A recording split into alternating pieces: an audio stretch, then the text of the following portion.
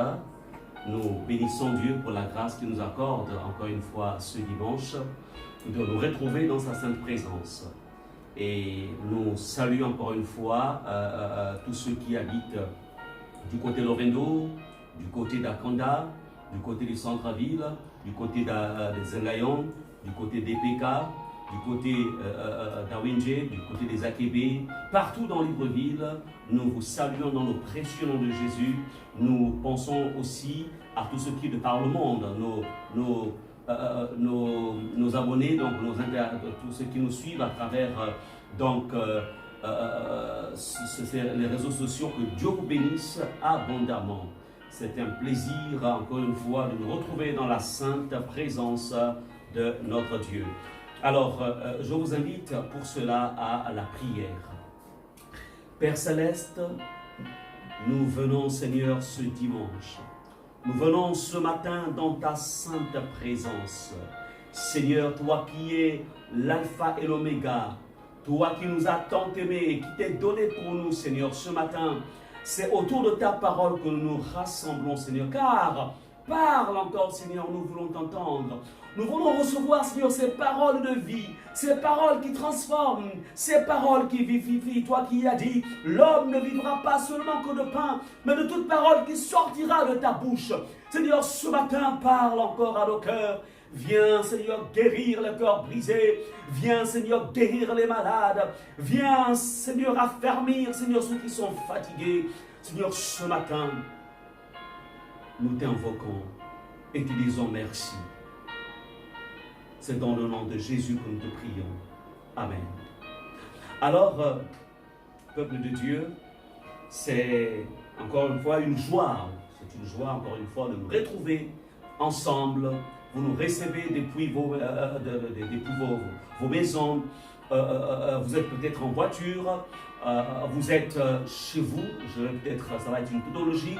Qu'importe l'endroit où vous êtes, la parole de Dieu aujourd'hui a la capacité de nous retrouver là où nous sommes. Alléluia! Quel Dieu merveilleux qui utilise les progrès technologiques afin de pouvoir toucher la multitude. Alors ce matin, le thème sur lequel l'Esprit de Dieu va nous entretenir s'intitule « Quel est l'état de ton territoire ?» Quel est l'état de ton territoire? Bien-aimés, quand nous venons à Christ, lorsque nous sommes venus à Christ, il y a eu une déportation qui s'est faite. Bien-aimés, nous sommes partis du territoire des ténèbres. Nous sommes partis du territoire du péché. Nous sommes partis du territoire de la condamnation. Nous sommes partis du territoire du mal pour être transportés dans le territoire de la lumière, dans le territoire de la bénédiction, dans le territoire de la vie, dans le territoire de la grâce. Nous avons été transportés. Tu as été transporté.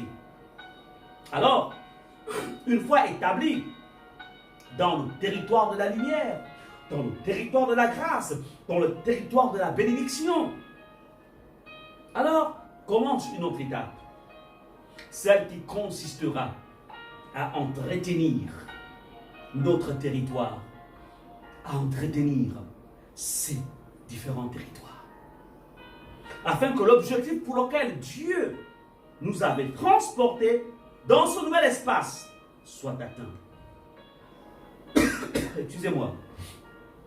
Alors, bien-aimés, nous allons voir dans la parole de Dieu que l'Éternel n'avait pas hésité de dire à Adam dans le jardin, lorsqu'il l'avait établi dans le jardin, il a dit à Adam, cultive et garde le jardin.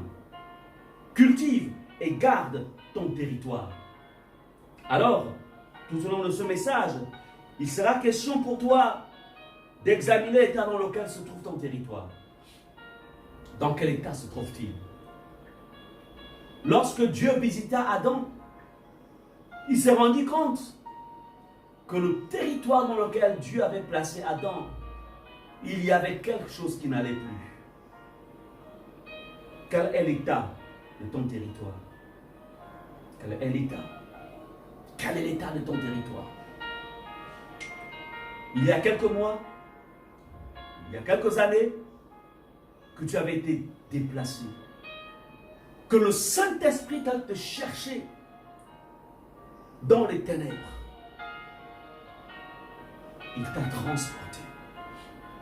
Bien-aimé, nous allons voir dans ce message que l'état de notre territoire affecte aussi notre style de vie. L'état dans lequel se trouve le territoire dans lequel Dieu nous a établis affecte notre quotidien, affecte ton quotidien.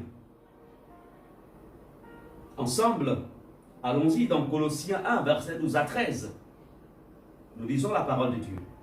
Il est écrit: rendez grâce au Père qui vous a rendu capable d'avoir part à l'héritage des saints dans la lumière. Verset 13, sur lequel nous allons nous appesantir, nous dit: qui nous a délivrés de la puissance des ténèbres et nous a transportés dans le royaume du Fils de son amour. Transportation, mouvement, déplacement. Dieu dit que tu as été transporté. Ce verset confirme ce que nous avons vu en introduction. Nous sommes en train ensemble de voir, ensemble, quel est l'état de ton territoire. Et pendant que tu écoutes ce message, oui, tu peux aussi le partager à quelqu'un d'autre qui en a besoin. Tu cliques tout simplement partager. Alors la parole de Dieu pourra se répandre. Elle pourra plutôt se répandre. Ne garde pas ce message pour toi-même. Partage-le. Bien-aimés, nous avons vu dans Colossiens 1 que nous avons été transportés. Nous sommes partis d'un point A pour un point Z. Jésus nous a transportés. Jésus t'a transporté. Tu as changé de territoire. La question, quel est l'état de ton territoire?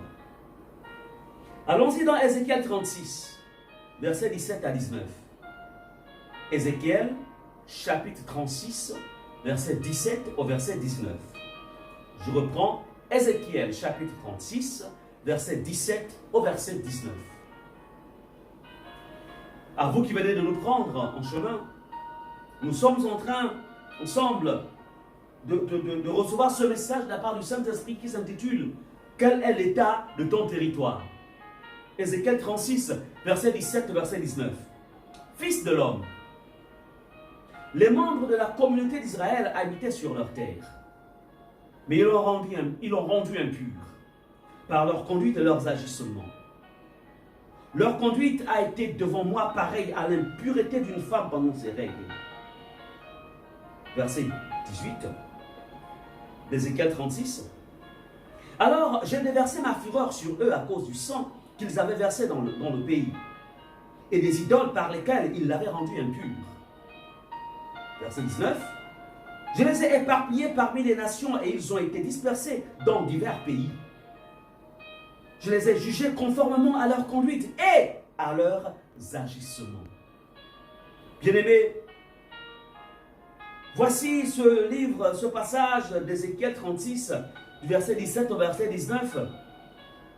Ici, c'est l'Éternel, notre Dieu, le Dieu d'Israël, qui s'adressait à Israël en ce temps-là et qui s'adresse aujourd'hui à toi. Parce qu'il est le même hier, aujourd'hui, éternellement.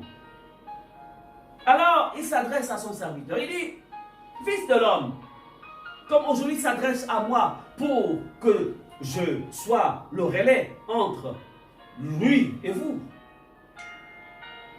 Il dit, les membres de la communauté d'Israël habitaient sur leur terre, comme aujourd'hui tu habites sur ta terre. Il t'a établi sur la terre de la sainteté. Il t'a établi sur la terre de l'adoration. Il t'a établi sur la terre de la bénédiction. Il t'a établi sur la terre de l'amour. Il t'a établi sur la terre du bonheur et de la grâce. Il t'a établi sur la terre de la santé. Il t'a établi sur la terre du travail. Oui, il t'a établi sur le territoire des affaires, le territoire du mariage. Il t'a donné une famille. Il t'a établi sur le territoire de la communion, de la relation personnelle avec lui. Il t'a établi sur le territoire du jeûne et de la prière. Bien-aimés, nous passerons toute cette journée pour citer les différents territoires. La réalité, c'est que, comme les membres de la communauté d'Israël, il t'a fait habiter sur un espace. Et sur cet espace, il y a tout ce que je viens de citer tout à l'heure. La Bible nous dit, à propos du peuple d'Israël, la Bible dit, mais ils l'ont rendu impur. My God. Par leur conduite et leurs agissements. La question, as-tu rendu impur la terre sur laquelle Dieu t'a établi? As-tu rendu impur ta maison? As-tu rendu impur ton mariage? As-tu rendu impur tes fiançailles? As-tu rendu impur tes affaires par des compromis? En fait, ici, Dieu interpelle son serviteur et dit, ils ont rendu le territoire sur lequel je les ai établis, ils l'ont rendu impur. Quelle est ta conduite? Quels sont tes agissements? Lorsque Dieu du haut des cieux te voit, lorsque le Saint-Esprit qui est en toi te voit, bien-aimé, que voit-il? Quelle est ta conduite? Quels sont tes agissements? Oui, Israël avait rendu le territoire impur. Et toi, qu'en est-il de toi? Dieu dit, leur conduite a été devant moi pareille à l'impureté d'une femme pendant ses règles. Alors, j'ai déversé ma fureur. Je voudrais te dire quelque chose ce matin. Toute conduite, tout agissement non conforme à la volonté de Dieu, toute conduite, tout agissement qui n'est pas conforme à la sainteté de Dieu est toujours sanctionné par la colère de Dieu. Il dit, j'ai déversé ma fureur. Oui, je me souviens de te dire ce matin, fais attention. Comment est ton territoire? Israël, malheureusement, au temps d'Ézéchiel, ils avaient rendu leur terre impure. Qu'en est-il de toi? L'as-tu maintenu dans la sainteté, cette terre? As-tu maintenu ton adoration dans la pureté? As-tu maintenu tes bénédictions selon que Dieu te les avait en fait transmises? Ou alors le compromis est entré, l'hypocrisie est entrée, le péché y est entré. Quel est l'état de ton territoire? Quel est l'état de ton territoire? Et il dit, Dieu dit alors, je les ai éparpillés parmi les nations, et ils ont été dispersés dans divers pays. Je les ai jugés conformes à leur conduite et à leurs agissements. Je suis venu te dire une chose ce matin. Lorsque tu souilles la terre sur laquelle Dieu t'a établi, lorsque tu souilles la sainteté de Dieu, lorsque tu souilles l'adoration, lorsque tu souilles les grâces, les faveurs que Dieu t'a données, lorsque tu les foules aux pieds, lorsque tu souilles le bonheur et la grâce, lorsque tu souilles la grâce de Dieu, my God, Dieu dit, je les ai éparpillés. Oui, fais attention, parce que Dieu va t'éparpiller. Tu seras éparpillé si tu continues à souiller le territoire dans lequel Dieu t'a positionné. Oui, hier tu étais dans l'ignorance, alors tu étais dans la boue du péché. Hier tu ne connaissais pas les voies de Dieu. Alors Dieu dans son amour infini s'est révélé à toi. Il est venu jusqu'à toi. Oui, au prix du sang de son Fils, il t'a transporté, il t'a lavé, il t'a purifié et il t'a transporté. La question, attention, ne foule pas la grâce de Dieu aux pieds. Ne foule pas la grâce de Dieu. Israël avait foulé la grâce de Dieu. Toi, Dieu te dit, mon fils, ma fille, ne foule pas la grâce de Dieu. Sinon, tu seras éparpillé. Tes bénédictions vont être éparpillées. Ta santé sera éparpillée. Ton travail sera éparpillé. Tes affaires seront éparpillées. Ta famille sera éparpillée. En vérité, tout ce que Dieu t'aurait donné sera éparpillé. Et tu reviendras à zéro. Parce que là, le diable va te piétiner. Les sorciers vont te piétiner. Les démons vont te piétiner. Et ta vie ne ressemblera plus à rien. Parce que tout simplement, tu aurais souillé la terre, le territoire sur lequel Dieu t'a établi. Je voudrais te dire une chose, ce n'est pas nous qui choisissons d'être établis, c'est Dieu qui nous établit, c'est Dieu qui te transporte, c'est Dieu qui te positionne, c'est lui. C'est pourquoi Dieu te dit, mon fils, ma fille, ne ressemble pas à Israël au temps d'Ézéchiel. Les membres de la communauté d'Israël habitaient sur leur terre, mais ils l'ont rendu impur. Où en es-tu, mon frère? Où en es-tu, ma soeur? Où en êtes-vous, mes enfants? Où en êtes-vous? Crains Dieu, aime Dieu, attache-toi à la parole, attache-toi à la vérité. Dans Genèse 2, verset 15, la Bible nous dit, l'Éternel Dieu prit l'homme, Genèse 2, 15, et le plaça dans le jardin d'Éden pour le cultiver et le garder. Lorsque Dieu parce qu'il t'a transporté, ta responsabilité consiste à cultiver. Tu dois cultiver la sainteté de Dieu en toi. Tu dois cultiver l'adoration de Dieu. Tu dois cultiver le bonheur et la grâce. Tu dois cultiver les bénédictions de Dieu dans ta vie. Tu dois cultiver la santé. Tu dois cultive ton mariage. Cultive ta communion avec Dieu. Cultive. Adam devait cultiver. Malheureusement, il n'avait pas veillé sur ses recommandations. Adam devait cultiver et garder. Mon frère, ma soeur, Dieu te dit ce matin, garde la sainteté. C'est toi qui gardes l'adoration que je t'ai donnée parce que hier, tu ne savais pas comment m'adorer, te dit ton Dieu. Mais aujourd'hui, j'ai mis en toi la capacité de m'adorer. Alors garde l'adoration. Garde les bénédictions que je t'ai données. Il est écrit que notre Dieu dans Éphésiens, la Bible déclare que nous sommes bénis, nous avons été bénis de toutes sortes de bénédictions spirituelles dans les lieux célestes. Oui, il te dit garde. Cultive et garde. Et il y a certains qui se limitent seulement à cultiver mais qui ne gardent pas. Ce sont les deux. Les deux vont de pair. Tu cultives et tu gardes. Adam n'avait pas cultivé et gardé.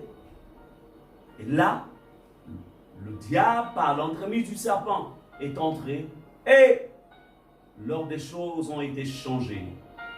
La malédiction est entrée. Regarde ta vie. Regarde-toi. Entre en toi-même. Non, je ne parle pas de cet aspect que tu présentes devant les gens. Que tu présentes, en fait, devant les frères, les sœurs. Ou que tu me présentes, moi, ton pasteur. Mais rentre en toi-même et regarde la vérité, la réalité. ce que Dieu voit. Est-ce que tu cultives? Est-ce que tu gardes ton territoire? Où en es-tu? Ce que tu ne protèges pas, ce que tu ne gardes pas, ce que tu ne cultives pas, va t'échapper. Va t'échapper. À un moment, il sera trop tard, parce que tu te rendras compte que tout s'est écroulé. Oui, le diable, il ne faut jamais oublier. Comme il est écrit dans Jean chapitre 10, verset 10, le voleur ne vient que pour dérober, égorger et détruire. C'est pourquoi Dieu te dit ce matin, ne sois pas comme Israël au temps d'Ézéchiel. Ne sois pas comme Ézéchiel, fils de l'homme. Ézéchiel 36, 17. Les membres de la communauté d'Israël habitaient sur leur terre. La terre sur laquelle je les ai établis. La terre de la bénédiction. La terre de la sécurité. La terre de la protection. La terre de la faveur. La terre de la grâce. Mais ils l'ont rendu impur. Ils l'ont rendu impur. Église, combien de frères, combien de sœurs, combien de personnes aujourd'hui dans l'église du Seigneur mènent une vie de médiocrité parce que tout simplement, ils ont rendu leur territoire impur.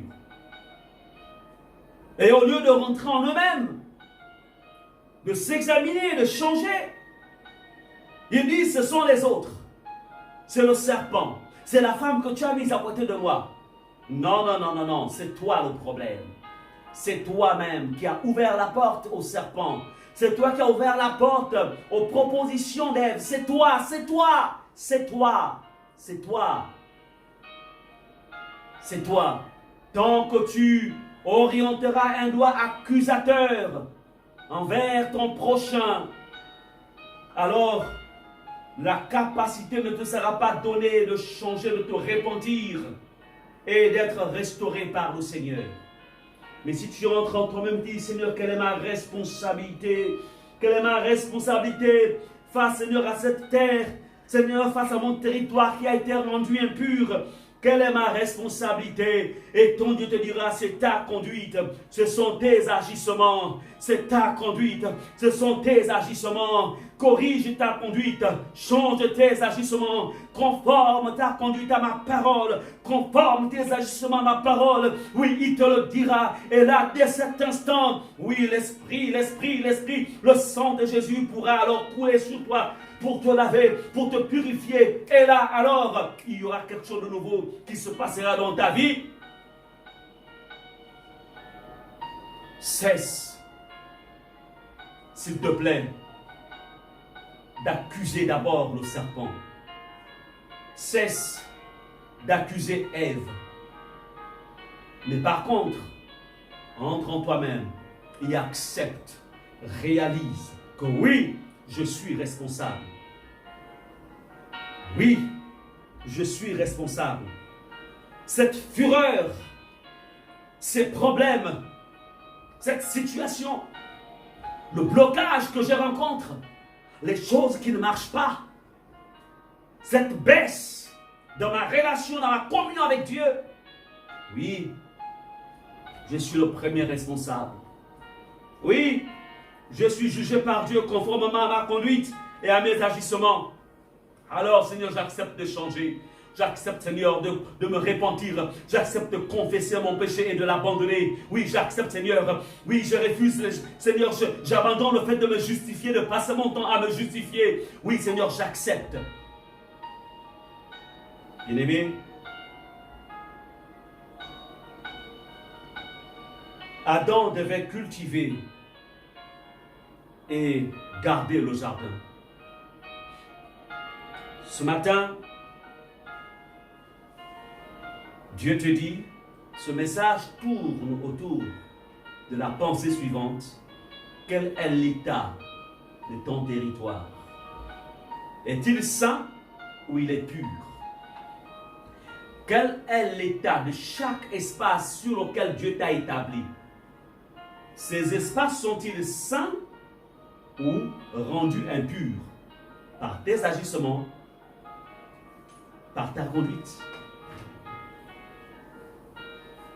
Ézéchiel, en remontant plus haut, 36, 17, comme nous avons vu, qui est le verset de base.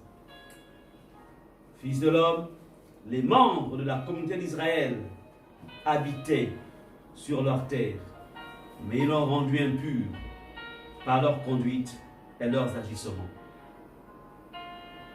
Il est temps pour toi de t'examiner. Il est temps pour toi et ta maison d'examiner. Est-ce que chaque domaine qui concerne ta vie est maintenu dans la pureté, est maintenu dans la propreté, ou alors la souillure y est entrée?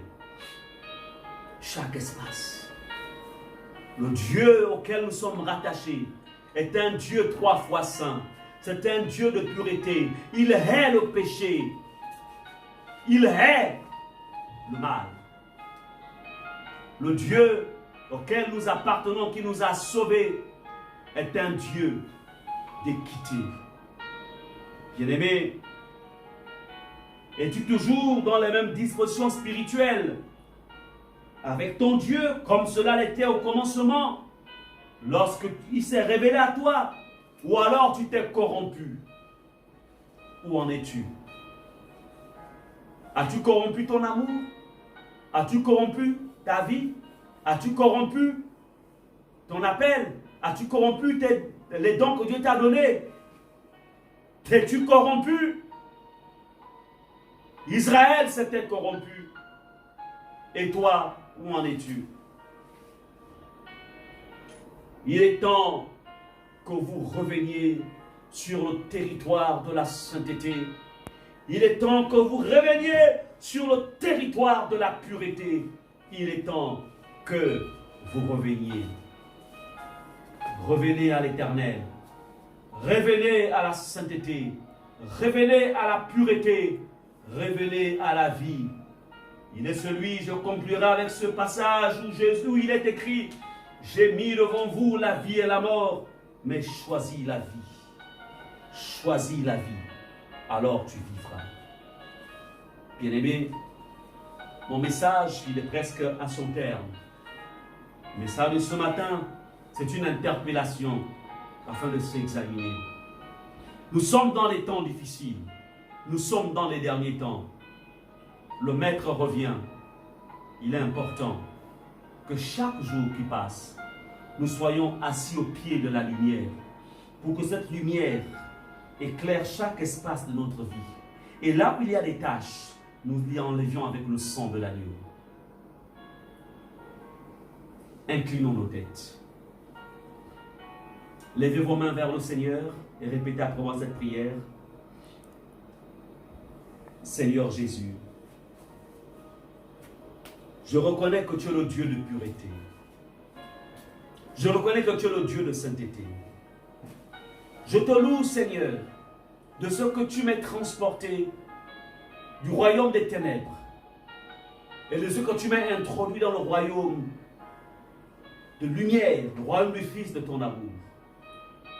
Seigneur, ce matin, j'ai pris conscience qu'il est de ma responsabilité de garder et de cultiver nos jardins, mon territoire. Aide-moi, Seigneur. Aide-moi à cultiver. Aide-moi à protéger, Seigneur, les différents territoires sur lesquels tu m'as établi. Seigneur, et là où j'ai introduit de la souillure, pardonne-moi, Seigneur. Et donne-moi la force et la capacité, Seigneur, de nettoyer rapidement cette souillure et de me repositionner entièrement sur la sainteté. Seigneur, c'est ma prière. Merci de me laver. Merci de me repositionner.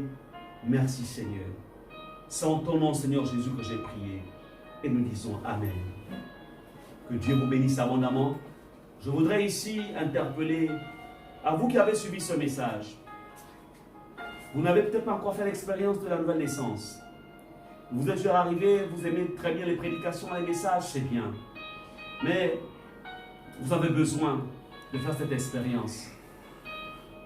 Jésus est venu un jour sur cette terre.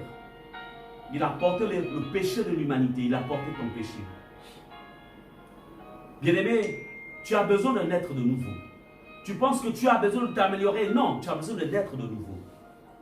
Comment naissons-nous de nouveau? Tout simplement, 1, en reconnaissant que je suis pécheur. 2, en réalisant que Jésus est venu sur cette terre et qu'il est mort sur la croix à cause de nos péchés. 3, en ouvrant son cœur et en décidant de faire de Jésus notre Sauveur et notre Seigneur personnel. 4, ensuite, en décidant d'aller dans une église qui prêche Jésus en esprit et en vérité. Si vous êtes à Libreville, vous pouvez nous retrouver du côté de Mindoubé 2, centre missionnaire Rema Ephata. Lorsque les églises vont réouvrir, alors vous pouvez communier avec nous en venant du côté de Mindoubé 2, juste après le centre de Mindoubé. Cité à gauche, nous sommes nombreux de là. Nous avons notre numéro de téléphone 077 37 92 69. Je reprends 077 37 92 69. Alors, un correspondant pourra vous avoir